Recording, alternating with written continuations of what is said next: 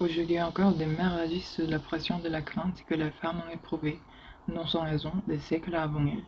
Car être mise à l'écart de sa communauté, c'est mieux être ignorée et considérée avec suspicion, au pire être persécutée et détruite. Dans un tel environnement, la mère va souvent tenter de façonner sa fille de façon à ce qu'elle se comporte correctement dans le monde extérieur.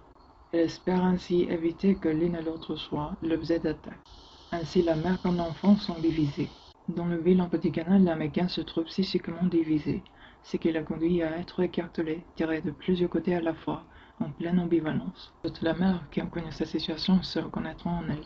D'un côté, il y a son désir d'être accepté par son village, d'un côté celui de se protéger, d'un autre côté encore celui de réagir à la crainte que son enfant soit puni, persécuté ou tué par le village. Une action normale a une menace normale de violence physique ou psychique, et enfin il y a l'amour insurgé de la mère pour son enfant, et le désir de le protéger. Quand une femme a dans sa propre psyché ce genre de structure maternelle ambivalente, elle possède trop facilement, elle peut avoir peur de prendre position, de juger leur esprit et d'affirmer son droit à le vivre à sa manière. Que ces problèmes proviennent de l'environnement culturel ou d'une structure interne, la femme va devoir faire preuve afin que sa fonction maternante puisse supporter de telles pressions, de qualités considérées comme masculines dans de nombreuses cultures.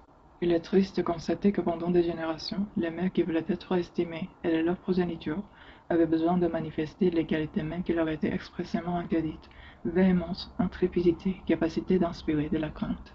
La mère désireuse d'élever son problème un enfant qui a des degrés divers et élevés différents des autres, et de la culture dominante sur le plan de l'âme et de la psyché, doit elle-même faire preuve de quelques qualités héroïques. Si ces qualités ne sont pas de celles que la société autorise, elle devra, comme les héroïnes des mythes, partir en quête de celles-ci, puis les dissimuler et les manifester au moment voulu. Elle devra tenir ses positions, rester elle-même, défendre ses convictions. Il n'y a pratiquement aucun moyen de se préparer à cela, sauf de prendre son courage à deux mains et d'y aller. Depuis l'origine des temps, il n'existe de meilleur remède à l'ambivalence et à son action invalidante qu'un acte d'héroïsme reconnu comme tel.